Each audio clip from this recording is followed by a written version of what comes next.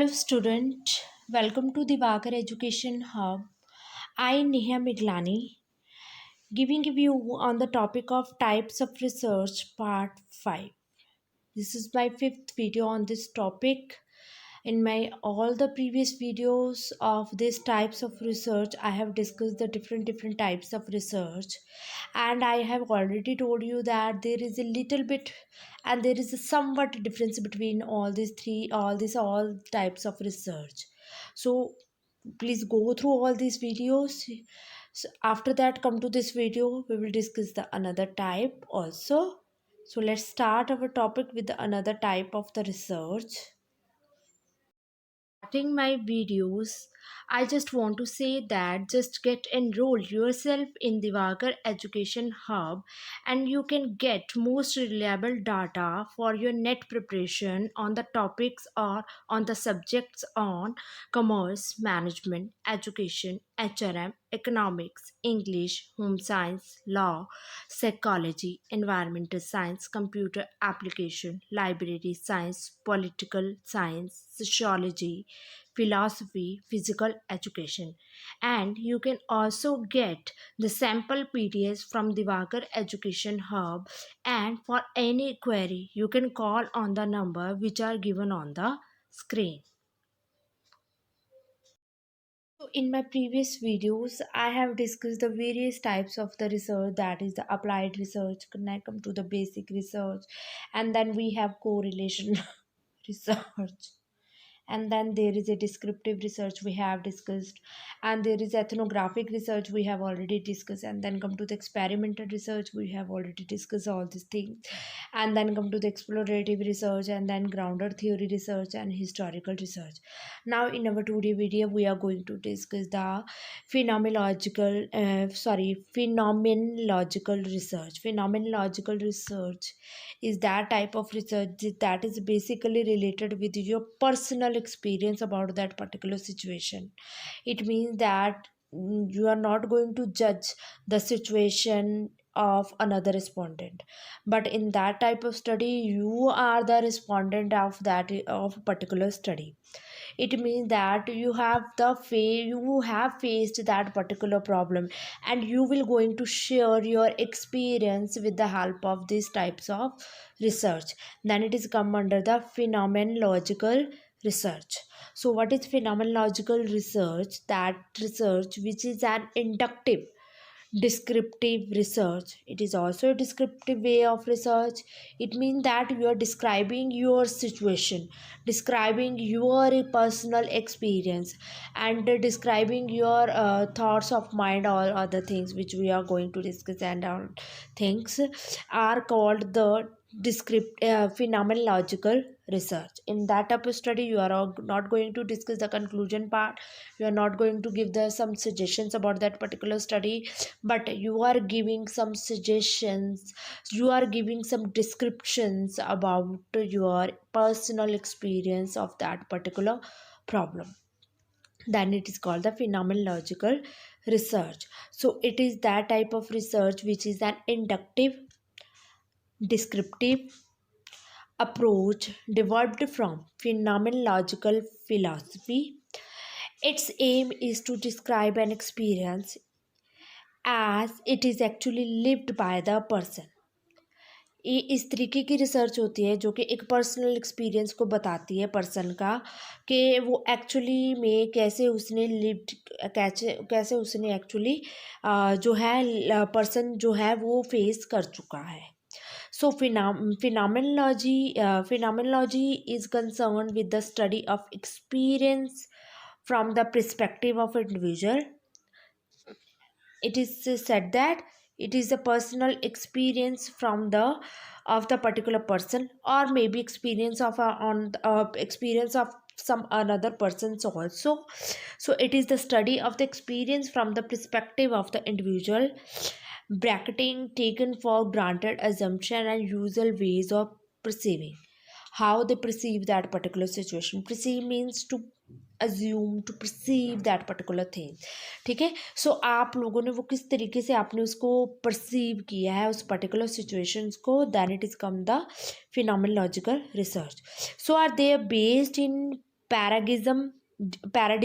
Paradigm of personal knowledge इसमें आपकी काम आएगी।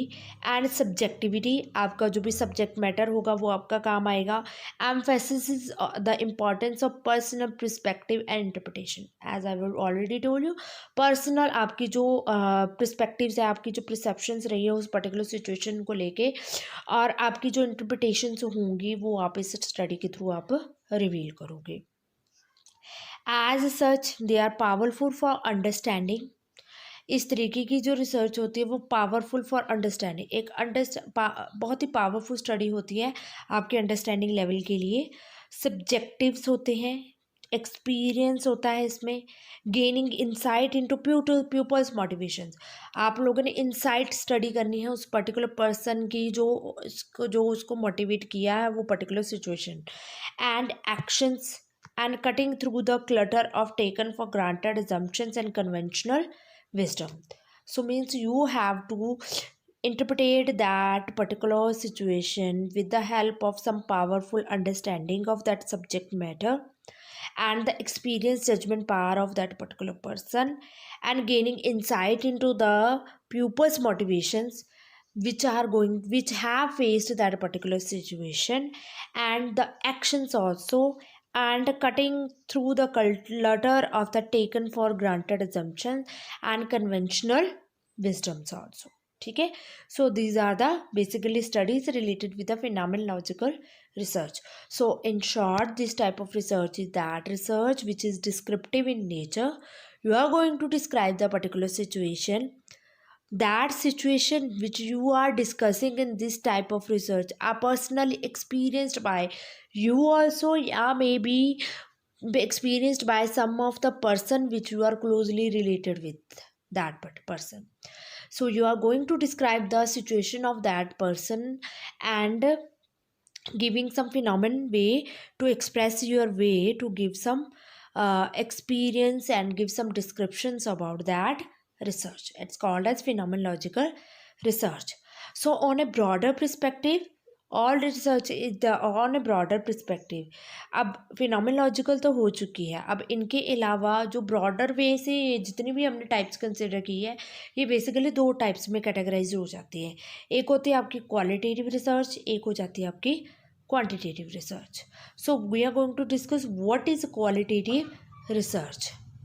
Qualitative research is the research dealing with phenomenon that are difficult or impossible to quantify mathematically. Qualitative research is that research which are qualitative in nature. It means that you are not going to discuss this type of research in the way of the numerical values, in the way of some formulas, in the way of some theories, and in the way of some another things which are numerically expressed. So you are going to discuss the research which are in a qualitative ways, like your descriptive research are come under this type of research, like your historical research is come under this type of research, like your exploratory researches come under this type of research.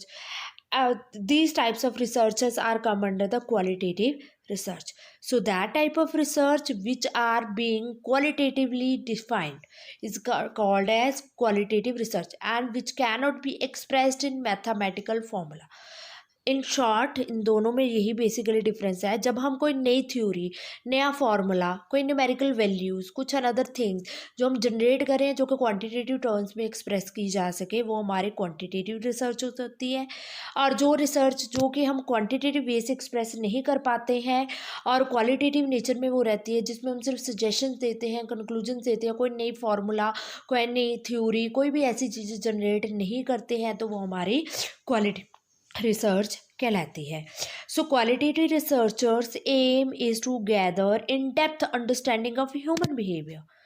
जब हम qualitative researchers का main aim क्या होता है इस time पे कि in depth में जाना है और अंडरस्टैंड करना है उस ह्यूमन बिहेवियर के बारे में, and the reason that govern such behaviour, या फिर आप उन्हें वो रीजन्स आइडेंटिफाई करनी है जो कि उस बिहेवियर को आइडेंटिफाई कर उनको बिहेवियर को गवर्न कर रहे हैं। So the qualitative methods investigate the why and how of decision making, not just what where when. इनमें हम सारे 5 स्टेप्स जो हमने डिस्कस किए हैं रिसर्च में, कि जब हम इन सब का answer why, what, how, when, who, by whom, इन सभी के आंसर जब हम लेने की कोशिश करते हैं तो वो हमारी रिसर्च होती है। क्वालिटेटिव रिसर्च में हम ह्यूमन के बिहेवियर को जज करते हैं, so that is a qualitative research. इसमें हमारी डिस्क्रिप्टिव रिसर्च आ जाती है, एथनोग्राफिक रिसर्च आ जाती है, एक्सप्लोरेटिव रिसर्च आ जाती है, ग्राउंडेड थ्योरी रिसर्च आ जाती है, हिस्टोरिकल रिसर्च आ जाती है। ठीक है, फिर ये सारी रिसर्च इसमें, फिनोमेनोलॉजिकल भी आ जाती है जब उनमें ह्यूमन बिहेवियर हो तो। ठीक है, तो ये सारी रिसर्च इसके अंडर आती है, क्योंकि इसमें हम ज़्यादातर ऐसी स्टडीज लेते हैं जिसमें ह्यूमन का बिहेवियर की जजमेंट की जा सके। ठीक है, so that is our qualitative research. Now come to the advantages or disadvantage of this type of research. So first advantage is that it enables more complex aspects of a person experience to be studied. ये enable करता है कि एक complex aspects जो होता है human behaviour का, उनको हमने एक्सपीरियंस करना होता है कि उनको स्टडी कैसे की जा सके। नेक्स्ट आ जाता है इसमें फ्यूअर रिस्ट्रिक्शंस और assumptions are placed on the data to be collected. इसमें बहुत बहुत कम रिस्ट्रिक्शंस होते हैं, क्योंकि इसमें कोई भी हमने थ्योरी नहीं बनानी है, कोई प्लस माइनस के साइन की इग्नोरेंस नहीं करनी है, इसमें सिर्फ ह्यूमन का बिहेवियर जज करना है। तो थोड़ी बहुत अगर मिस्टेक हो भी जाती है तो that is also part of the study and it can be ignored.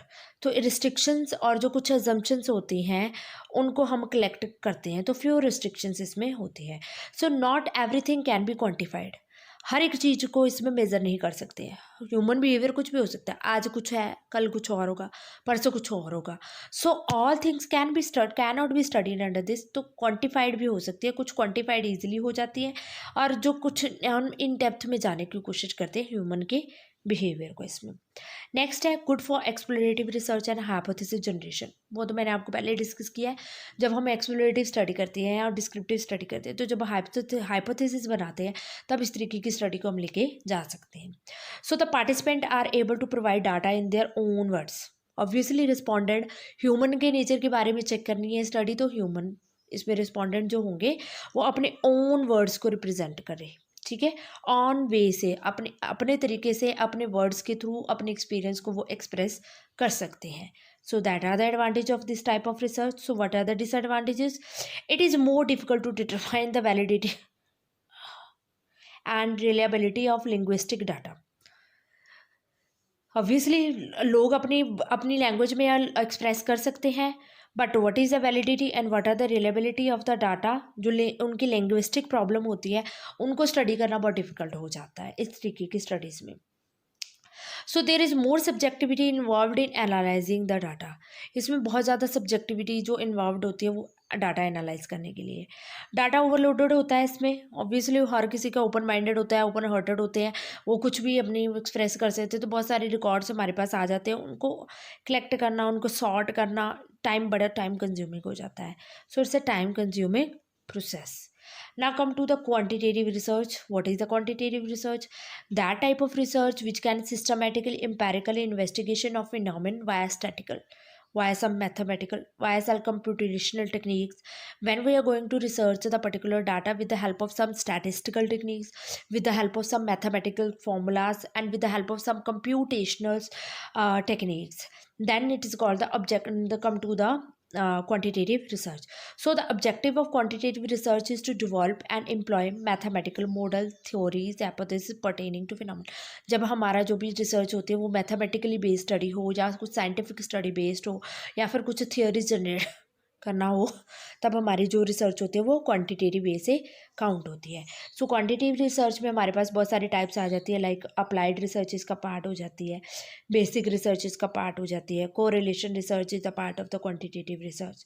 ठीक है, और experimental research is a part of that particular research, और may be phenomenological research is also part of that type of research. इनमें हम theories बनाते हैं, कुछ नया फार्मूला जनरेट करते हैं, कुछ स्टैटिस्टिकल टूल्स को यूज़ करते हैं, सब मैथमेटिकल फार्मूलाज को यूज़ करते हैं, तो ये हमारी कौन सी स्टडी हो जाती है? Quantitative research. So quantitative research is generally made use scientific method, ये साइंटिफिक मेथड को यूज़ करके स्टडी करते हैं। सो इसमें आ जाता है generation of models, theories and hypothesis. जैसे मैंने बताया ये पहले से कि इसमें हम जो है थियोरीज बनाते हैं, सब मैथमेटिकल फार्मूलाज जनरेट करते हैं, कुछ हाइपोथेसिस क्रिएट करते हैं, इस तरीके से हम इसमें स्टडी करके चलते हैं।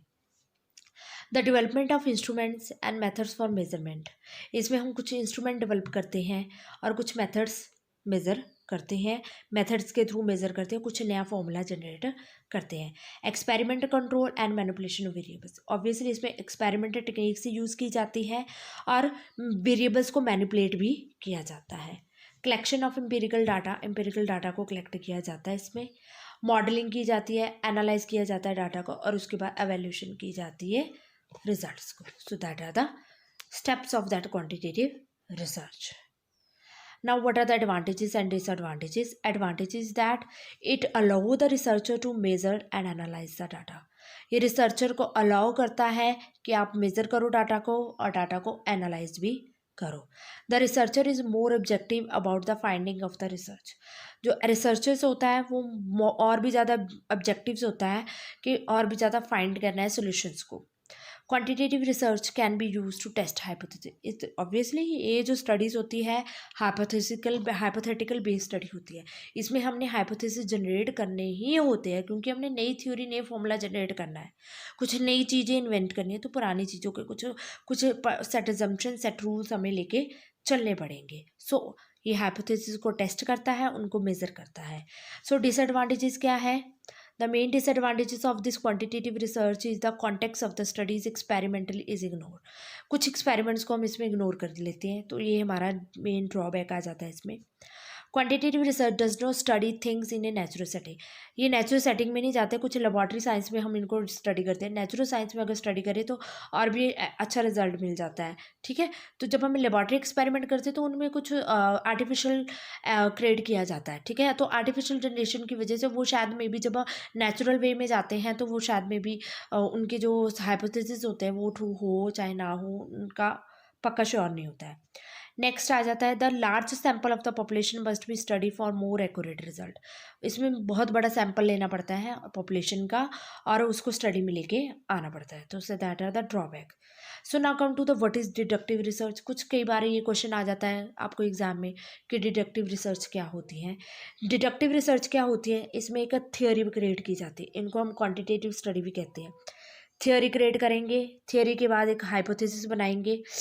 ठीक है, थियोरी क्रिएट करेंगे, फिर हाइपोथेसिस बनाएंगे, फिर उन हाइपोथेसिस फिर हम ऑब्जर्वेशन करेंगे एक्सपेरिमेंटल मेथड्स या लेबॉर्ट्री टेक्निक्स की था और लास्ट में हम कंफर्मेशन या कंक्लूजन में जाते हैं. तो हमारी कौन सी आ जाती है? Deductive study. इनको या फिर क्वांटिटेटिव स्टडी भी कहते हैं या फिर उसके बाद इसका अनदर नेम है डिडक्टिव. अब इंडक्टिव क्या होती है? इंडक्टिव में क्या होता है, आप क्या करते हो, पहले ही ऑब्जर्वेशन लेते हो, फिर पैटर्न डिसाइड करते हो, फिर हाइपोथेसिस बनाते हो, फिर आप थियोरी बनाते हो. ठीक है, सो जब लेटर रिवर्स वे में जाती है तो वो हमारी कौन सी स्टडी हो जाती है? Inductive study. So qualitative study is inductive study, quantitative study is the deductive study. So that is all about my today's topic. I hope you will all understand the types of the research. What are the types of research? We have discussed all these types of research in a brief manner. Or in my next lecture we are going to discuss some another topic of the research also. If you have any doubt, then let me know in the Divakar Education Hub group so that I will solve your queries in this types of research. Or maybe I will take your live classes regarding your types of research. Firstly, I will put some questions to you about, and you will question me about that types of research, and then we will discuss some types of the examples of the types of the research, and you have to tell me what are the types of the research are included under this problem. So thank you so much about my today's lecture.